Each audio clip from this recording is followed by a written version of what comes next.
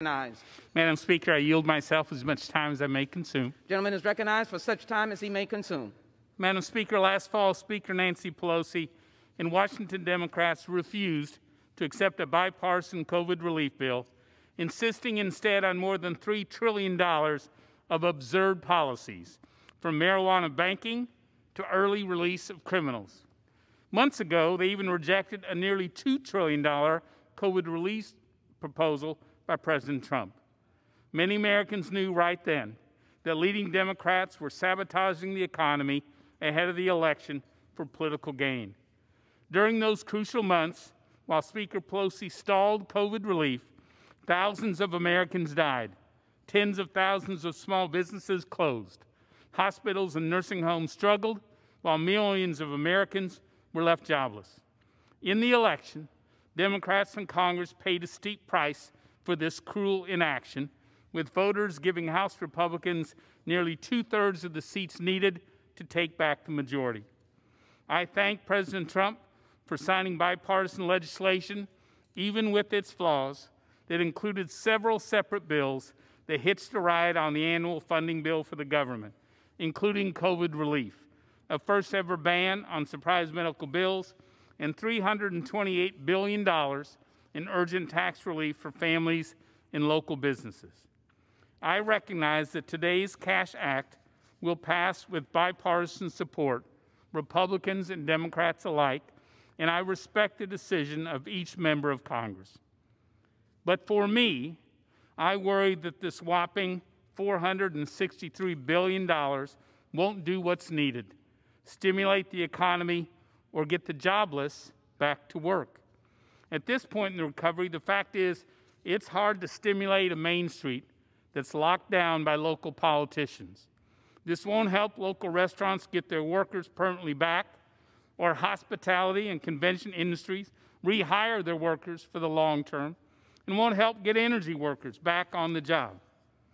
Will this stimulate our local economies? Not a lot.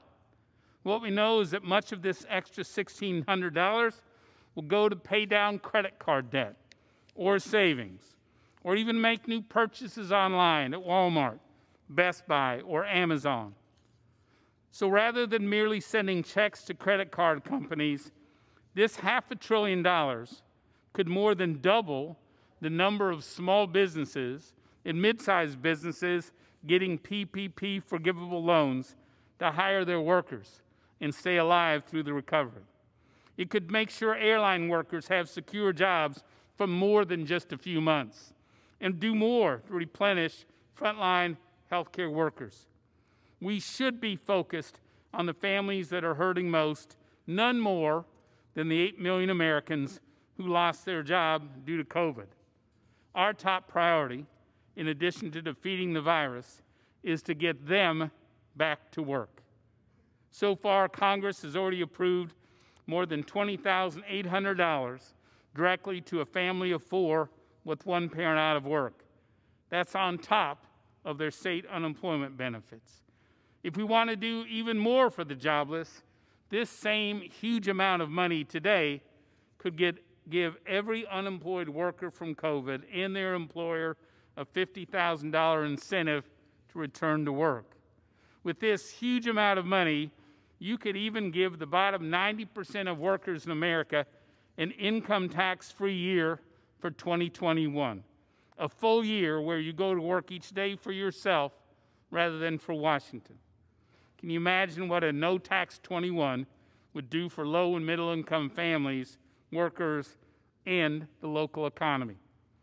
Or we can simply hold this money back, not hastily spend another $500 billion we don't have, while we assess the impact vaccinations are having on consumer confidence and unlocking of the economy.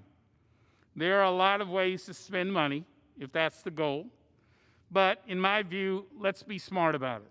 Let's target assistance to those who need it most.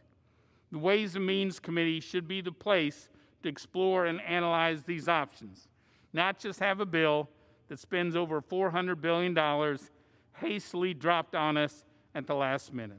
I know, working together, Republicans and Democrats, we can do better to help people get back to work and truly help this recovery. I reserve the balance of my time. The gentleman from Texas.